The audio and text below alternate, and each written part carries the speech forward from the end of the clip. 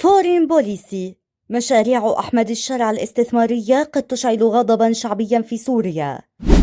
بعد أيام من لقاء السيسي والشرع، مباحثات مصرية سورية بالقاهرة.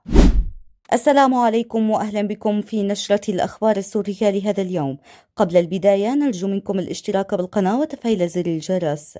حذرت مجلة فورين بوليسي الأمريكية في تقرير تحليلي حديث من مسار إعادة الإعمار الذي تنتهجه حكومة الرئيس السوري المؤقت أحمد الشرع، معتبرة أن التركيز المفرط على المشاريع الاستثمارية الكبرى وتهميش الاحتياجات الأساسية للسكان قد يتحول إلى وصفة لاضطراب داخلي مستقبلي حسب قولها. ورصد تقرير الصحيفة تحولا جذريا في خطاب السلطة بدمشق نحو تسويق البلاد كوجهة استثمارية عالمية، بالتوازي مع توقيع صفقات بمليارات الدولارات في قطاعات الطاقة، العقارات والبنية التحتية، في محاولة لتقديم نموذج اقتصاد مفتوح بدلا من الاعتماد على القروض والمساعدات. تطرح الحكومة السورية رؤية استثمارية ضخمة تشمل مشاريع مثل تطوير مطار دمشق الدولي بتصميم من شركة زها حديد بقيمة 4 مليارات دولار، وإنشاء شبكات مترو وناطحات سحاب تقودها شركات إقليمية ودولية. إلا أن التقرير يشير إلى أن هذه المشاريع تبدو منفصلة تماما عن واقع السوريين، حيث يعيش نحو 90% من السكان تحت خط الفقر، مع استمرار انهيار الخدمات الأساسية وبقاء ملايين النازحين بلا مأوى. وفي هذا الصدد يرى الباحث السوري عمر العظم أن إعادة الإعمار لا يمكن أن تنجح دون تأمين احتياجات الناس وإعادتهم لسوق العمل، محذرا من أن التركيز على الواجهات الاستثمارية وحدها لن يؤدي إلى إنعاش حقيقي للاقتصاد السوري المنهك. تذهب فورين بوليسي إلى بعد من ذلك بالتحذير من أن بعض الصفقات المطروحة قد تعيد إنتاج شبكات النفوذ المرتبطة بالنظام السابق، خاصة مع ظهور رجال أعمال لهم صلات بمراكز القرار في الاتفاقيات الأخيرة.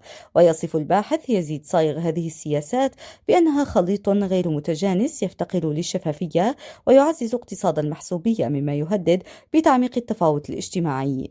داخليا تتصاعد نبرة الانتقاد في المناطق المدمرة، حيث يخشى السكان أن تتم هذه المشاريع على حساب حقوقهم الملكية كما حدث في سياسات سابقة. ويرى مراقبون أن تجاهل الفجوة بين أبراج العاصمة وأنقاض الأحياء الفقيرة قد يولد احتقانا اجتماعيا يصعب السيطرة عليه. وخلص التقرير إلى أن مسار إعادة الإعمار في سوريا يقف اليوم عند مفترق طرق، فإما أن يكون مدخلا لبناء اقتصاد شامل يعيد الاعتبار للمجتمع، أو يتحول إلى أداة لتركيز الثروة بيد قلة، مما قد يعيد إنتاج الأسباب التي فجرت الاحتجاجات في سوريا في المقام الأول. يعقد وزير الخارجية المصري بدر عبد العاطي ونظيره السوري أسعد الشيباني مباحثات مشتركة رسمية في القاهرة لتعزيز العلاقات الثنائية بين البلدين وفتح آفاق جديدة للتعاون.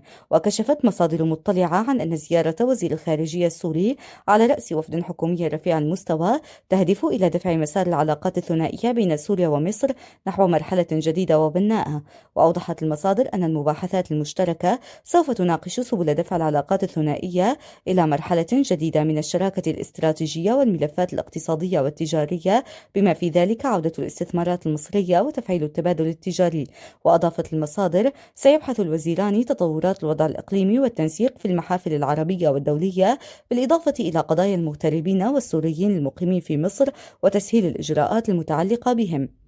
وأكدت أن الزيارة تأتي في إطار مساعٍ لإعادة تفعيل العلاقات الدبلوماسية بين البلدين بعد تعثر سابق في اعتماد دبلوماسيين سوريين لإيفادهم إلى السفارة السورية في القاهرة نتيجة عدم استكمال عودة العلاقات بشكل رسمي.